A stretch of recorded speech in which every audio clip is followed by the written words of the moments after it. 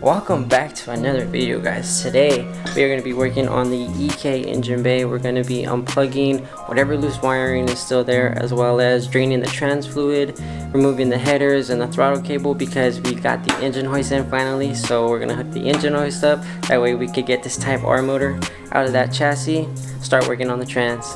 Let's get to it.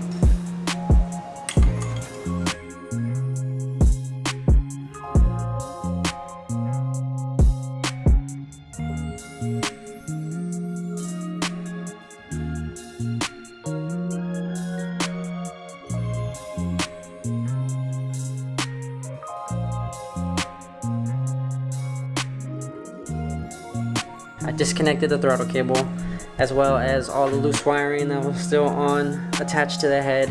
Disconnected the headers, they're out. Draining the last of the coolant that's still in the thermostat housing. The next thing that we're gonna do is separate the T-bracket, as well as take out the axles, because after that the only thing that's gonna be holding the motor in place is the motor mounts. That way we'll be able to use this engine hoist to pull her out, and it's a good day. That's what we're gonna do right now, right after I show you what the engine looks like.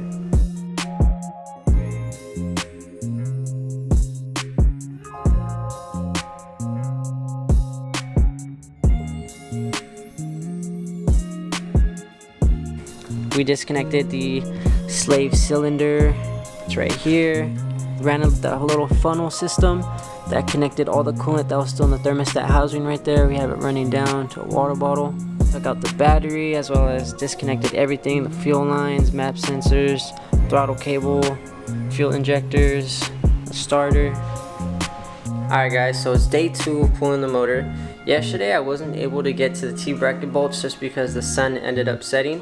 All good though, because I'm not really too stressed out about it. That's one thing we're going to attack today. Work on breaking the torque for the lug nuts, and as well as the axle nut. So once we break the torque on that, we'll be able to take off the wheel, remove the axles, and then disconnect the shift linkage from the trans. We're going to start breaking the torque on the axle nuts.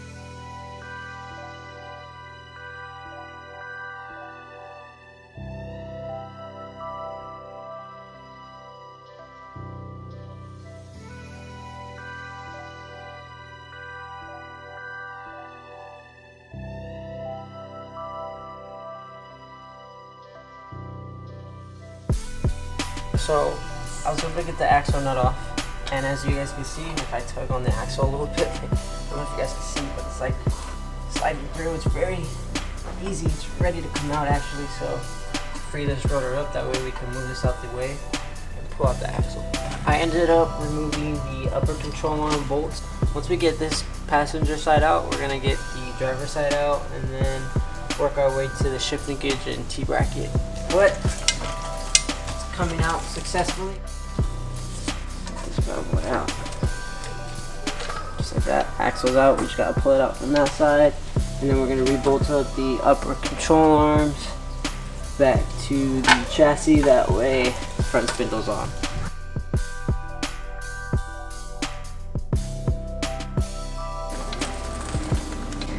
Passenger side axle is out. Show you guys where it came out of the transmission. It came out from right there.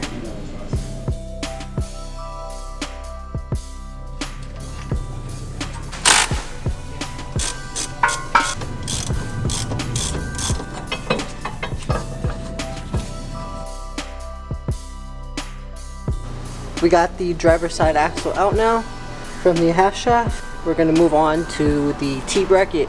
shift linkage is disconnected, as well as the 2 bolts that were in the T-bracket. Those 2 things being done, we are now moving on and making sure that everything is unplugged. There's nothing that's still bolted on, because that would really suck when we're pulling out the motor. But if everything is all good to go, everything checks off, we're gonna start mocking up the hoist and then pull this bad boy out next. It's gonna get pretty gnarly, so we're probably just gonna take the mounts out as well. Everything looks good, checks out, so we're gonna get this engine hoist mocked up.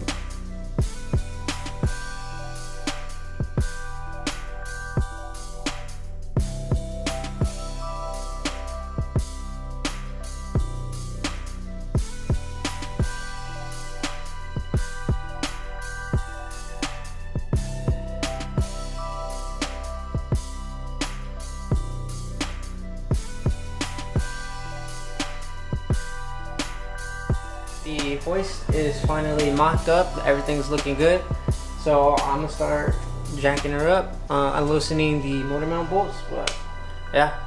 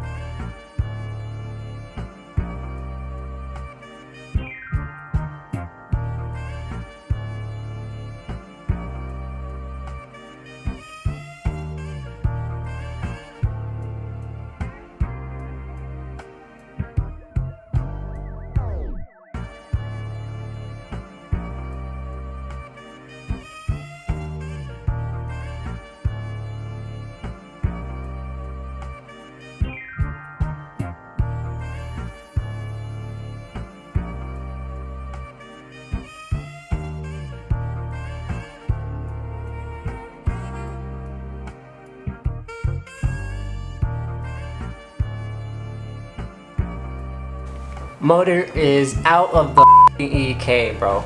Ooh, motor's out. I'm gonna give you guys a close-up right now. She's out, man. Out. So we're probably just gonna end up removing the motor mounts tomorrow, as well as that motor mount bracket, the driver's side one. Day 3. Motor is out of the car, man.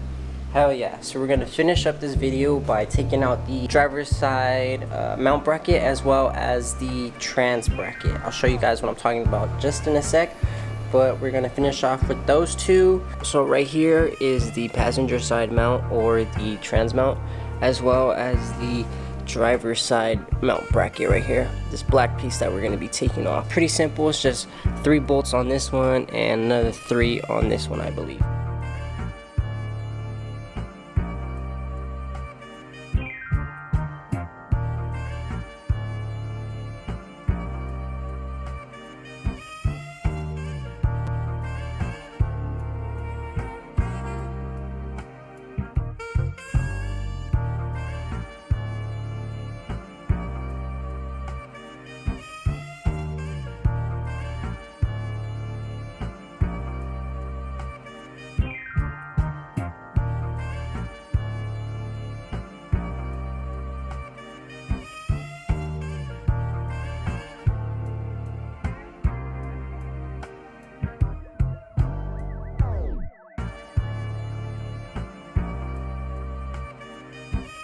Motor, mounts, and brackets are all out of the engine bay, which means it's going to be a wrap for today's video.